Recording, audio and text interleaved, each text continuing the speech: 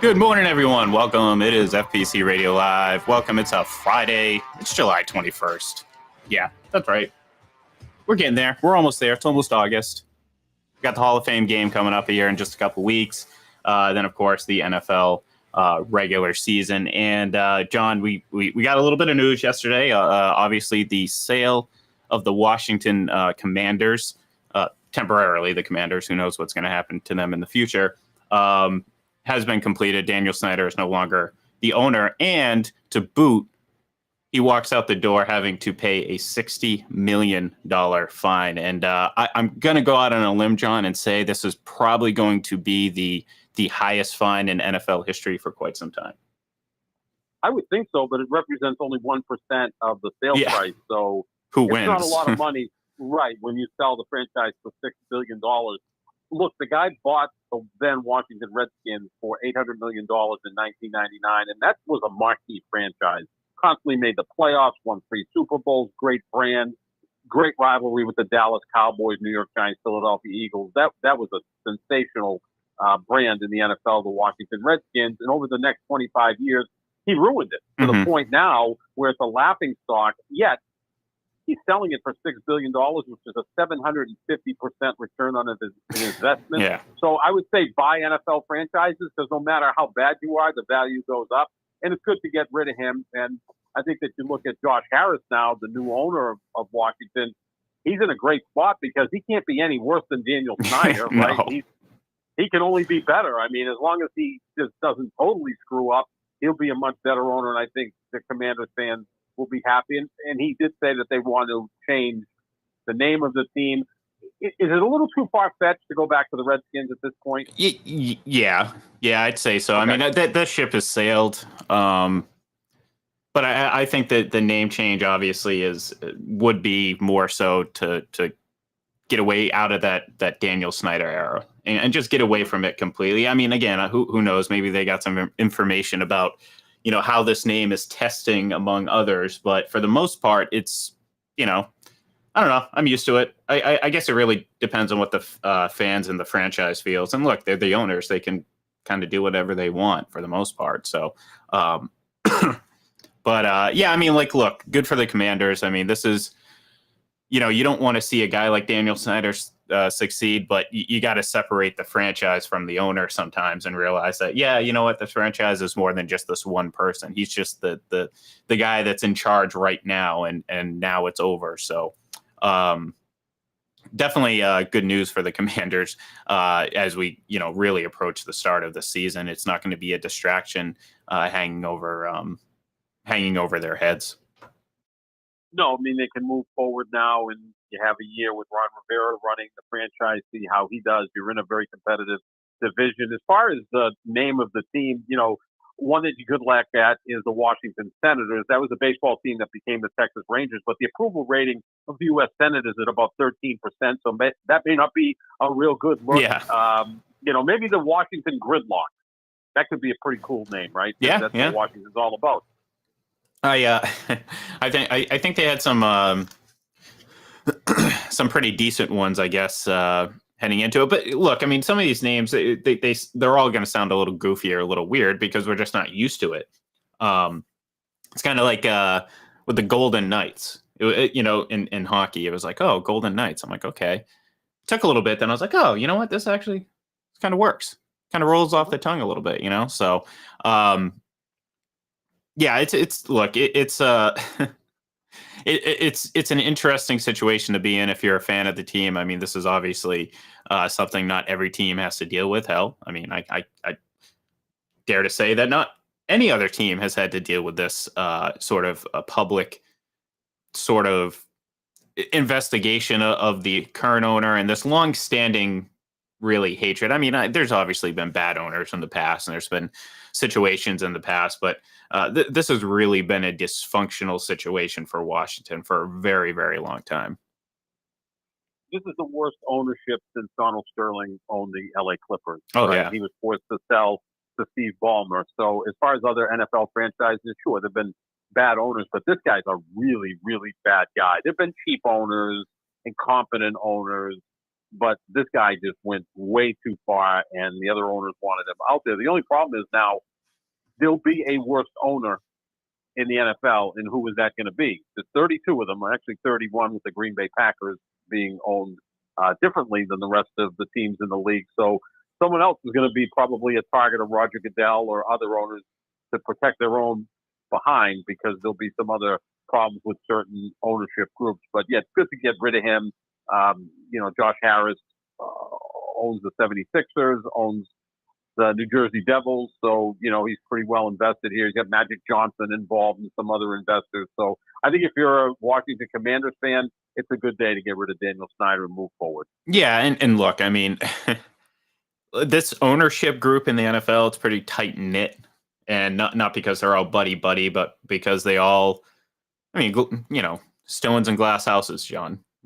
like if you really, this is why it took what it took for Daniel Snyder to actually get the boot and get forced to sell his team, because quite frankly, the last thing owners want, even if they don't like the guy, is to open up that can of worms and open up that Pandora's box and to say, okay, well, we're going to look into what the owners are doing and all this stuff. And I'm sure a lot of them aren't too keen on opening up their private life to scrutiny and certainly revealing some of the maybe not so good things that they have done. So, again, this took a lot for them to come to the conclusion that, yeah, he just needs to go. So, so I don't know if this is like you better watch out now. I think owners are, I don't think there's one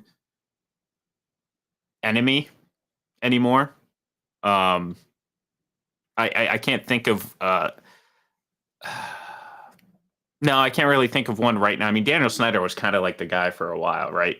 Just like, I mean, Jerry Jones is annoying as hell, but obviously no one's going to sit there and say he's a bad owner. I mean, you can question his football personnel decisions and all that stuff, but he's not Dan Snyder. He's just loud, and who knows? Maybe you peel back that curtain, you reveal a few things about him too. So that's what I'm saying, John. I it's going to take a lot for these other owners to come together and be like, hey, you know what? It's time for this guy to go, because the last thing they want is for their dirty laundry to be aired.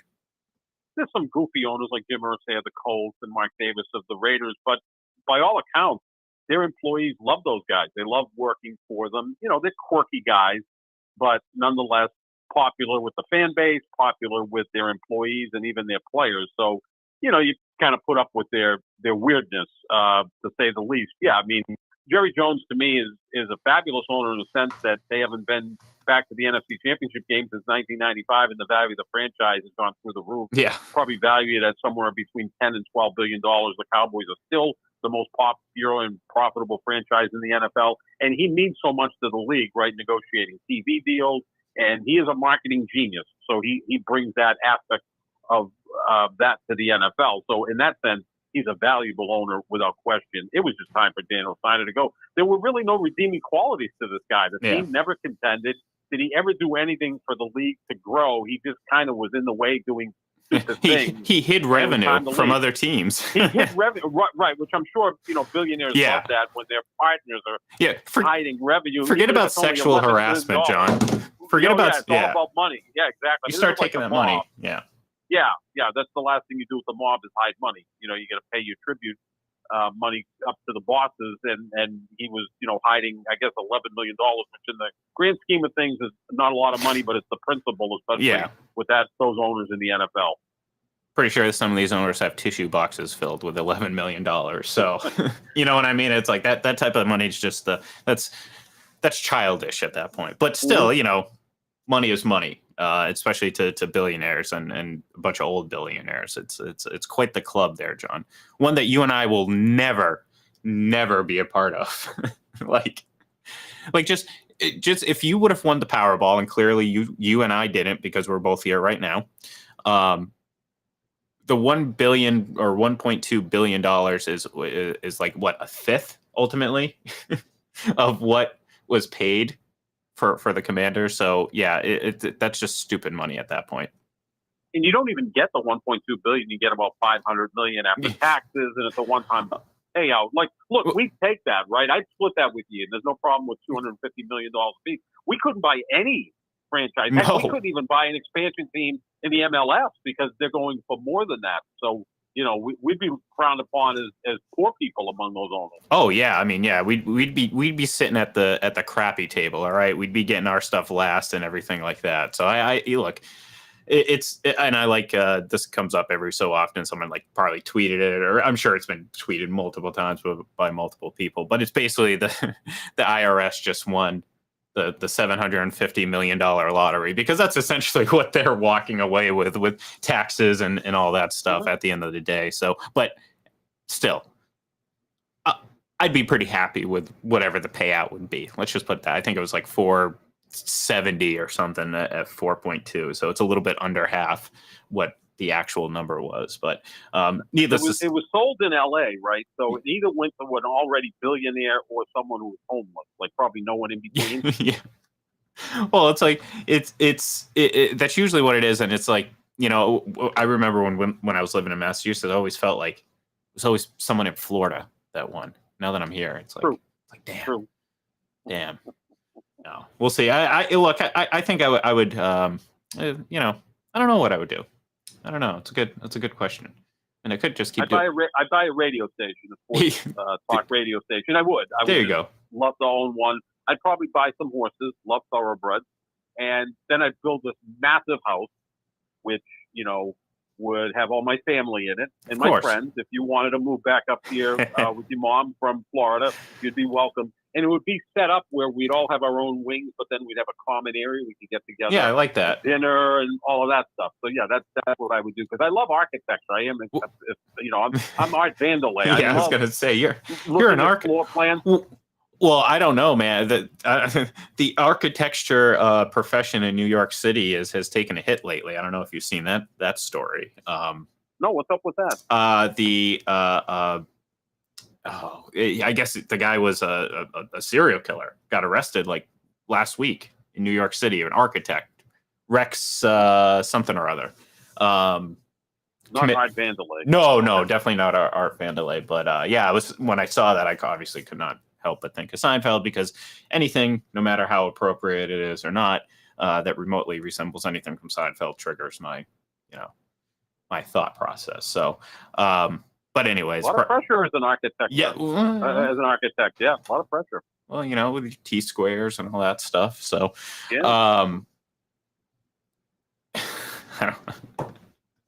I don't know, John. I I don't know how we started talking about architecture in New York City and serial killers, but look, we're patiently awaiting trying to get through these last couple weeks of non-football. We've already talked about. We've seen some footage of some teams reporting to camp, and you've seen a little footage of Aaron Rodgers, and we're going to start seeing Hard Knocks airing soon. So it's exciting, John. I'm not going to lie. It's very exciting. I think this season, I've put it in the back of my head for a while, and maybe it's a little bit of denial, but I am preparing and starting to prepare myself mentally for this to be the first season in 23 years without Tom Brady under center. It's been at the back of my mind for a long time now, and I've been holding out hope that he's going to have some like Shawn Michaels like return from the rafters, like rappelling down, like to land on the field and lead a team to a Super Bowl. But I don't think that's going to happen, John. At least not this year. The last time he wasn't playing but was on an NFL roster was in 2000. Like, I get 2008, he had his knee blown up opening day against Kansas City Chiefs, but the last time he was as the Patriots starting quarterback was the year 2000. How old were you in the year 2000? 14 going on 15. Isn't that amazing? It's incredible. When you really think about it. Yeah. It's incredible. You're like in eighth grade. You're like in eighth or ninth grade. You're probably a freshman. I was in high school or whatever. No, I was 2000. I was a freshman. September 2000, I started high school. So as a freshman. So that's the last time Tom Brady was the starting quarterback of either the Patriots or the Buccaneers. That's pretty amazing. Like, I'm old, so I was like 37 at the time. So that's how old I am now. Almost about as old as I am now. So yeah, no, it's pretty crazy. Yeah, we're going to be watching football on Sundays and not see Tom Brady, and we're not going to hear him in the Fox booth either. It's going to happen next year if it ever happens. If it ever, but to be honest though, and maybe this might come as a shock to you, but like, I don't really know if I care about hearing from Tom Brady outside of being on the football field, and it's not that I don't like, not that I don't want to hear what he has to say, but like, it's just going to kill me to hear that and not have him on the football field. You know what I'm saying? So it's not that I'm going to dislike listening to him. Obviously I'm sure I'll enjoy it, but I almost at this point just rather him not, and just, stay out of the public eye and just, kind of do things here and there, hang out with the Mannings or something like that, do something like that, and then whatever. Well, we know that like an exotic animal, a tiger, a lion is much more interesting in the jungle rather than a zoo.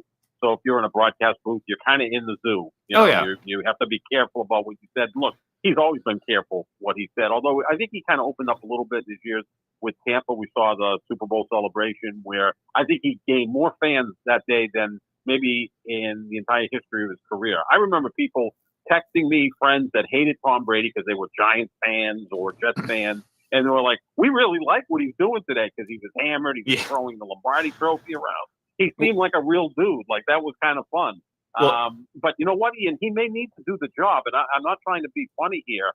Some of his financial holdings haven't all been successful. Like, I don't think he's hurting for money. No, they're not shutting off his cable bill or his, he's in arrears with his electric bill payments or anything like that. But look, PB12 closed its flagship store on Boylston Street. It's not been doing well. Some of his clothing lines haven't been doing well. He got involved with the cryptocurrency that didn't go all that well. The divorce, I don't think really impacted him much because Giselle has more money than him. But he may need to go to work and make that money to live the lifestyle he's used to. Yeah, I imagine that conversation, if Tom brought up the prenuptial agreement, went very much like George and it's like, a prenup? I make more money than you. I'll sign a prenup. Give me the paperwork. Yeah. You're like laughing at him. Oh, that's one of there's so many like little sequences like that throughout the show. Like, just sometimes just as small as just like a little one-liner that get me every time, and that's one of them. It's like a prenup, and she just laughs and walks away. Like, she's, it's funny, but look, I mean, you may be right. I mean, like, again, he's not the guy's not hurting for money, and I think he has other. I mean, look, the guy was a early investor in Under Armour. I think he's fine. You know what I mean? That company's doing just fine, and if it isn't, he's still going to be okay. So. But yeah, look, I'm just more just like, man, I just wish he was out on the football field. That's kind of where I'm at, and I think it might take a little while for me to accept him not being on the football field and also talking every week, every Sunday. It's like, come on, man, like, just give me a few years, all right? Get to the point where like you physically, you know what I mean? Like I'll always believe that he'll be able to still play even at like 55, but like, it just give me a couple of years of like getting, like, I'm excited for this football season. That's not what I'm saying. I am. And it's going to be intriguing. And I think there's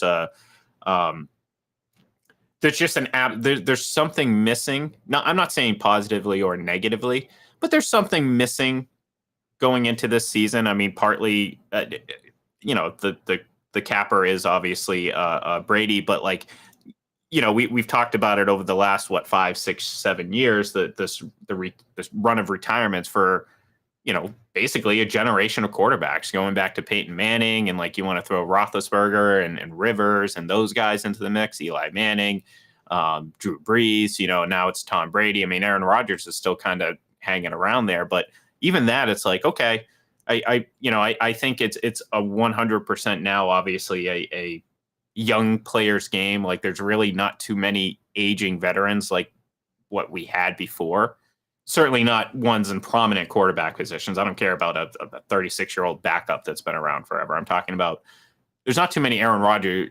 It's like, Onassis.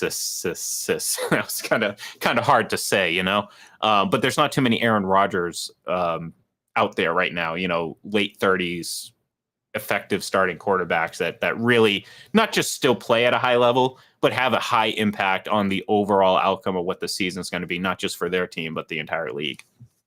So Rodgers will be 40 in December, so he's clearly the old man of the group. The next oldest quarterback who you would consider elite, I still do consider him elite. I know he had a horrible year last year, I think, so getting together with Sean Payton this year that, you know, we'll see Russell Wilson play better. He's like the next oldest guy at, 33, 34? And Matt Stafford's kind of in that same age group, 33, 34. So those are the next guys. And then the rest of the great quarterbacks are all in their 20s, whether it's Mahomes, Burrow, Josh Allen, Lamar Jackson, Deshaun Watson, Jalen Hurts, Dak Prescott, yada, yada, yada. And again, the guy we always leave out is Kirk Cousins, because I don't really consider him an elite quarterback. He's on the fringe of being an elite quarterback. Well, Patrick Mahomes says he's the most underrated quarterback in the league. And that can be true, right? Yeah, you can be the most underrated quarterback in the league and still not be elite. The thing about Cousins is he's just, I kind of put him with like Dak Prescott, like 10, 11, 12. Like, I don't think they cracked the top 10. So maybe 11, 12. Like, I can think of 10 quarterbacks off the top of my head I would take over Kirk Cousins and Dak Prescott. And, of course, most of them are in the AFC. Yeah. I mean, they actually may be battling for the third best position quarterback in the NFC, because it's clearly Jalen Hurts. And, again, he's had the one great year. So let's pump the brakes on him being, you know, up there with the Mahomes and Burrows of the world. He still has to prove himself. After that, you know, a healthy Matthew Stafford, maybe. And then you got Prescott, Cousins. Heck, Jared Goff's probably the fifth best quarterback in the NFC, yeah. And people aren't really excited about him. He had a really good year last year, but you compare that to the AFC, my Lord. I mean, the fifth best quarterback in the AFC might be Aaron Rodgers, for all we know. I think he'll be better than that, but, you know, that's how deep the quarterback position is in the AFC when you go from Mahomes, Burrow, Allen, Herbert, Trevor Lawrence, Lamar Jackson, obviously Rodgers, Deshaun Watson. I mean, it's just one quarterback after another. And then even some of the young guys you hope are going to get better in their third or second year, like Mac Jones and Kenny Pickett. It's so deep. But, yeah, Cousins has always been that guy kind of forgotten. But, look, the guy's had a steady career. Not a Hall of Famer, without question. But he's a guy that I think you can win with if you surround him with, you know, Justin Jefferson at wide receiver, good offensive line, and a competent defense. And that's what they had last year and went 13-4. Yeah, yeah.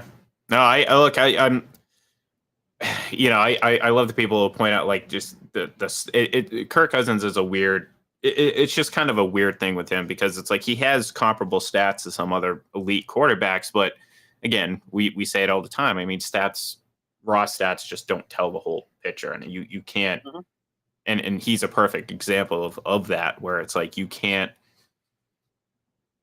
there's just a lot of context missing, and a lot of, you know, you got to deep dive into Kirk Cousins a little bit more to really kind of hammer down where he's at. But yeah, I can see that, because I mean, some people have him bottom third in the league, some have him top 10.